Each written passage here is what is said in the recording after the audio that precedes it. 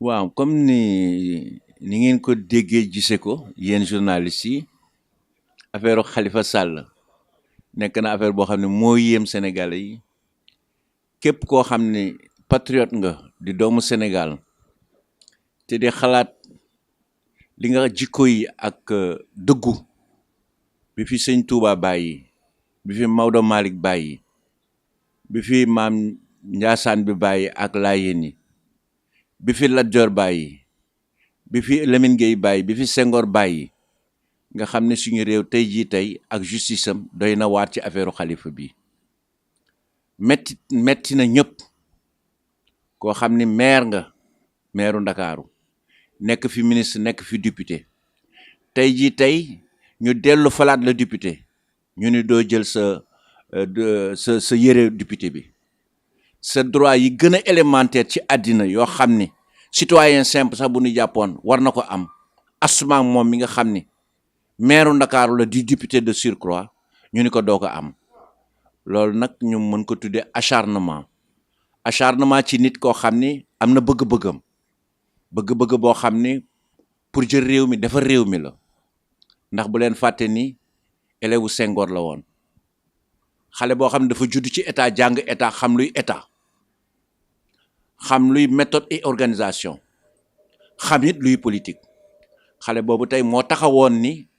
yaakaar naa ni war naa mën a amee réew mi ñu bare yaakaar ànd ak moom ci yaakaar boobu ni ko waaw war nga mën a yore réew mi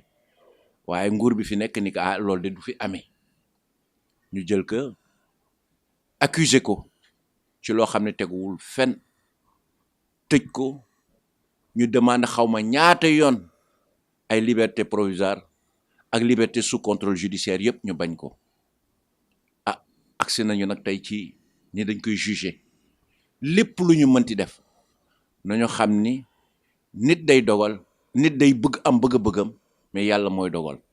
la nga xam ne Khalifa dana ko doon ëllëg yàlla bind na ko ba pare. jàpp nañ ne naam état de droit la ñu nekk réduction des comptes lu war a am la waaye dañu jàpp ne règlement de compte politique bokkul ak réduction des comptes ndax lii ñu gis ni règlement de compte la donc règlement de compte politique la mooy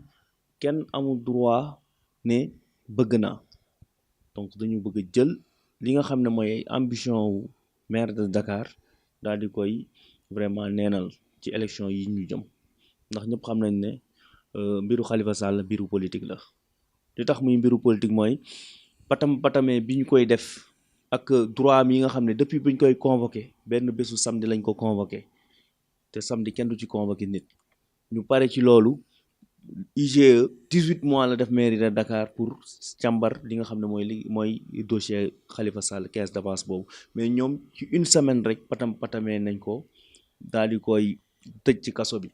li nga xamante nekk itam mooy immunité parlementaire am ñëpp gis nañ ñu gaawantu bi ak patam bi ñuy def pour lever ko donc léegi li ci desoon mooy concrétiser maanaam finaliser li nga xam ne mooy acharnement boobu ñu am ba xañ ko ay droit am ba du mun bokk ci élection yi loolu la ñu bëgg a def alxames bii di ñëw ci kàttanu yàlla donc ñu jàpp ne nag loolu aussi c'est arbitraire du dëgg du yoon te luy nasaxal aqu yelleefu sénégalais yëpp la donc élection moom buñ ciy dem citoyen bu nekk am nga droit présenté wu waaye liquider ses adversaires politiques Macky amul droit ne mooy tànn ay adversaire am li mu def ak Khalifa Sall foofu rek la aw ak Karim Wade donc fi mu awale Karim fa lay awale Khalifa Sall fa lay awale itam ëllëg képp ku nga xam ne nar naa bëgg doon candidat 2019. affaire bi dafa clair parce que je crois que la loi elle est impersonnelle et elle est là applicable à tout le monde. Bon, si on se rappelle des dossiers qui ont précédé le dossier de Khalifa, nangul nañ fi ay nit cautionnement. Peut-être, je ne vais pas aller au fond parce que je ne suis pas juriste, donc je ne sais pas ce que dit la loi, mais d'après des informations données par des juristes et des avocats, il semblerait que waroon nañ ko mën a jël parce que acceptel nañ ko fi Ndeye Khady Diop ils ont aussi Ndeye Khady Gueye pardon Taïbou Ndiaye et un certain Khaban Sen et Aïda Ndiong. Bon, peut-être on nous opposera le fait que temps bi dafa court, mais les avocats, comme le droit est un peu subtil, ñoom gis nañ ne des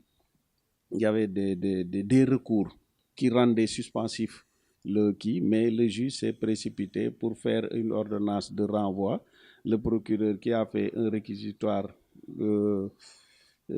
réquisitoire définitif, ensuite qui a remis le juge au dossier, qui a fait une ordonnance de renvoi devant une cour correctionnelle. Bon. Maintenant, la bataille juridique va continuer. Les avocats ont saisi le juge, la chambre de mise en accusation et le bâtonnier pour décrier ce qu'on peut appeler la violation des droits de la défense. Rejet caution bi du dara lu dul tëj ko naka la ñuy kii la dafa gaaw diggante rejet caution beeg jugement beeg ñoom seen dafa gaaw trop daal weesu na laxasu kañ dafa liy dëgg mooy ñun ñi nga xam ne Khalifa mooy suñu njiit ci taxawu Sénégal parce que ñun je suis conseiller municipal sur la liste taxawu Dakar wóor nañu suñu li ñu wóor mooy Khalifa day tëdd li ñu wóor mooy man personnellement Khalifa du présenté wu 2019 préparé nañ ko kàmb gi suy présenté wul xëy na 2024 lay doon mais 2019 moom c'est déjà réglé waaw parce que soxla wuñ caution dañ doon taafantoo caution bi caution ñëwee ñu ne liquide lañ soxla su liquide ñëwoon nit ñu ne la indil la beneen kii gaawanto affaire. waaw gis nañu fii ñoo xam ne bi am nañu problème yu mel nii ñu joxe seen wurus ñu bàyyi leen ñii tey la leneen ñu bàyyi leen ñun ñu dajale ay kër nga xam ni kër kenn mënu ko sàcc kenn mënu ko labaj ay kër yu wóor la yu fi nekk dajale ay terrain ñu xayma ko ñu wut ay spécialistes ñu xayma ko ba mu ëpp caution ndax 2 milliards et poussière la ñu xayma waaye comme que bëgg nañ ko sànq ñu rejeté ni ko argent liquide la ñu bëgg kooku it prétexte la même xaalis boobu argent liquide boobu mënoon nañ ko dajale suñu waxoon ni moom la ñu bëgg may ñu temps mi ñu dajale ko mais gis nga bi ñu ko rejeté immédiatement procureur bi dugal réquisitoire am ni nañ ko yóbbu nañ ko traduire devant la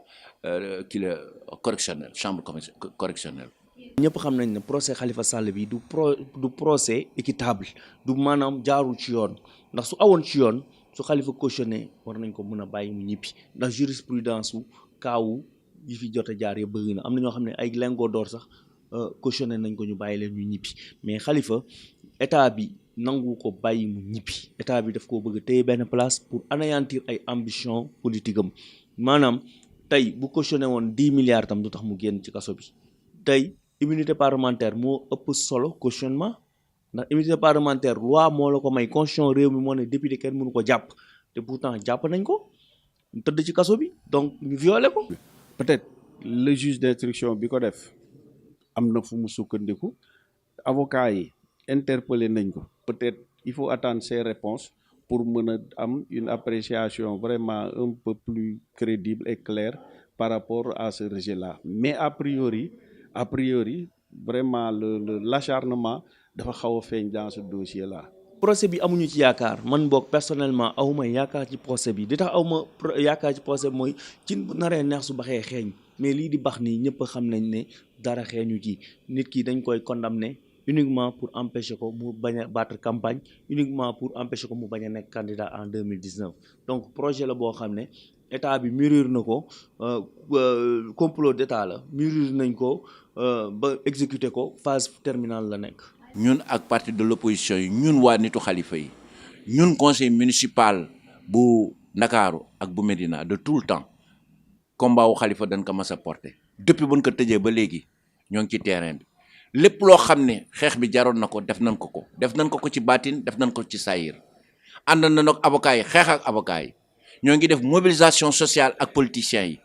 ñoo ngi yóbbu le combat sur le plan international ndax saisir nañu l'international socialiste ji nga les maires de la francophonie gedd nañ fi benn réunion barki Demba Ndiaye bu ñu waroon ñëw ndax li ju tëj Khalifa donc lépp loo xam ne humainement et légalement ñoo mën nañ ko ñoo ngi ko ciy def te dañuy continuer di ko assister ndax Khalifa du toog fa mu toog mukk di sentir seul il ne sera jamais seul